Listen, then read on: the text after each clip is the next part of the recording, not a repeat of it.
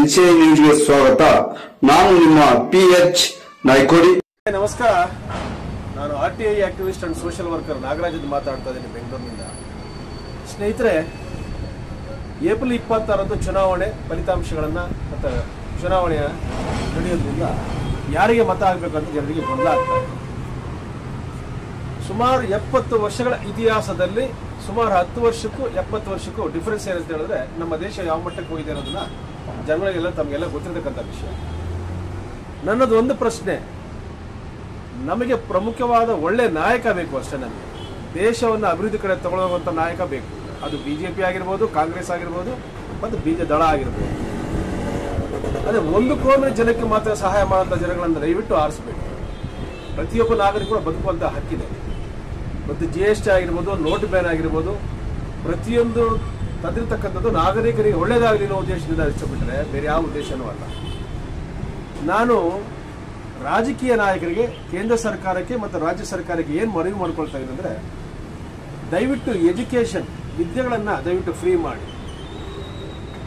ವೈದ್ಯಕೀಯ ವ್ಯವಸ್ಥೆಯನ್ನು ಫ್ರೀ ಮಾಡಿಕೊಳ್ಳಿ. ಯಾಕೆಂತೇಳಿದ್ರೆ ಸಾಕಷ್ಟು ಕಡುಬಡವಿದ್ದಾರೆ.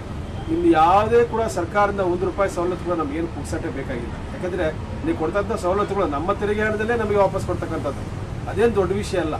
ನನ್ನ ಜಾಬ್ ಇನ್ನೊಬ್ಬರ ಜಾಬಿಂದ ತೊಗೊಂಡು ಇನ್ನೊಬ್ಬರ ಜಾಬ್ ಕೊಡೋದೇ ನಿಮ್ಮ ದೊಡ್ಡ ಸ್ಕೀಮ್ ಬೇಕಾಗಿದೆ. ನನ್ನ ಒಂದೇ ಪ್ರಶ್ನೆ, ದೇಶವನ್ನು ಉದ್ಧಾರ ಮಾಡ್ತಕ್ಕಂಥ ನಾಯಕರಿಗೆ ವೋಟನ್ನು ಮಾಡಿ. ಎರಡನೇದೇನಾಗಿದೆ ಅಂದರೆ, ಇವತ್ತು ನಮ್ಮ ದೇಶ ಮುಂಚೂಣಿಲಿ ಇದೆ. ಇವರು ಕೇಳ್ಬೋದು ಸಾಕಷ್ಟು 70 ವರ್ಷಗಳಲ್ಲಿ ಮಾಡಿದಂಥ ಪ್ರಧಾನಮಂತ್ರಿ ಮಾಡ್ತಕ್ಕಂಥ ಸಾಲಕ್ಕೂ ಈಗಿನ ಮಾಡ್ತಕ್ಕಂಥ ಪ್ರಧಾನಮಂತ್ರಿ ಸಾಲಕ್ಕೂ ಅಜಗಜಾಂತರ ವ್ಯತ್ಯಾಸ ಇದೆ. ಸಾಕಷ್ಟು ಜನ ಬೊಬ್ಬೆ ಹೊಡಿತಾ ಇದ್ದಾರೆ. ಖಂಡಿತ ಇಲ್ಲ. ಸಾಕಷ್ಟು ಅಭಿವೃದ್ಧಿ ಕಡೆ ದೇಶ ಹೋಗ್ತಾ ಇದೆ. ನಮ್ಮ ದೇಶ ಇಡೀ ವಿಶ್ವದಲ್ಲೇ ಒಂದು ಮಟ್ಟಕ್ಕೆ ಬರ್ತಾ ಇದೆ. ಆಗಿರ್ಬೇಕಾದ್ರೆ ನಾವು ಯಾವ ನಾಯಕ ಒಳ್ಳೆ ನಾಯಕ ಇರ್ತಾನೆ ಅವ್ರು ಮಾಡಿ. ಆಮೇಲೆ ನಿಮ್ಮ ಮನೆ ಮಗನಿಗೆ ಮತ ಕೊಡಿ ಅಂತ ಕೇಳ್ತಾ ಇರ್ತಾರೆ. ಅಂತ ಒಂದು ನಾಯಕರನ್ನ ತಾವು ಪ್ರಶ್ನೆ ಮಾಡಬೇಕು. ಯಾಕೆ ಪ್ರಶ್ನೆ ಮಾಡಬೇಕು ಅಂತ ಹೇಳಿದ್ರೆ, ನೀನು ಏನು ಮಾಡಿದ್ಯಪ್ಪ 5 ವರ್ಷಗಳಲ್ಲಿ ಅನ್ನೋದು ಪ್ರತಿಯೊಬ್ಬ ನಾಗರಿಕನ ಕೇಳಬೇಕು. ಅವ್ನು ಕೊಡ್ತಕ್ಕಂಥ ₹1000 ಇಸ್ಕೊಂಡು ಓಟ್ ಹಾಕೋದಲ್ಲ. ಒಬ್ಬ ನಾಯಕ ಅಂದರೆ, ಒಂದು ಮತ ಅಂದರೆ ಅದಕ್ಕೆ ಬಹಳ ಪವಿತ್ರವಾದ ಒಂದು ಬೆಲೆ ಇದೆ. ಅದನ್ನು ತಾವು ಸಾರ್ವಜನಿಕರಾದಂಥ ನಾಗರಿಕರು ನಾವು ಅರ್ಥಕೋಬೇಕು. ಪ್ರತಿಯೊಂದು ವಿಷಯಗಳು ಕೂಡ ಸ್ಪಷ್ಟವಾಗಿ ಕೇಳೋದ್ರಿಂದ ನಮಗೆ ಸವಲತ್ತುಗಳು ಸಿಗುತ್ತೆ. ನೀವು BBMP ಆಗಿರ್ಬೋದು, ಬೆಸ್ಕಾಂ ಆಗಿರ್ಬೋದು, ಸರ್ಕಾರ ಯಾವುದೇ ಸಂಸ್ಥೆಗಳಾಗಿಂದ ನೀವು ಉಚಿತವಾದ ಸೇವೆಗಳನ್ನು ಯಾವುದು ದಯವಿಟ್ಟು ಪಡಿಬೇಡಿ.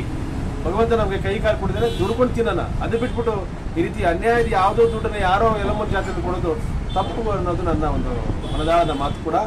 ದಯವಿಟ್ಟು 26ನೇ ತಾರೀಕು ಖಂಡಿತವಾಗಲೂ ಒಳ್ಳೆ ಜನನಾಯಕನ ಆರಿಸಬೇಕಾಗಿ ತಮ್ಮಲ್ಲಿ ಕಳಕಳಿಯ ಮನವಿ. ನಮಸ್ತೆ, ಜೈ ಹಿಂದ್, ಬೋಲೋ ಭಾರತ್ ಮಾತಾ ಕಿ.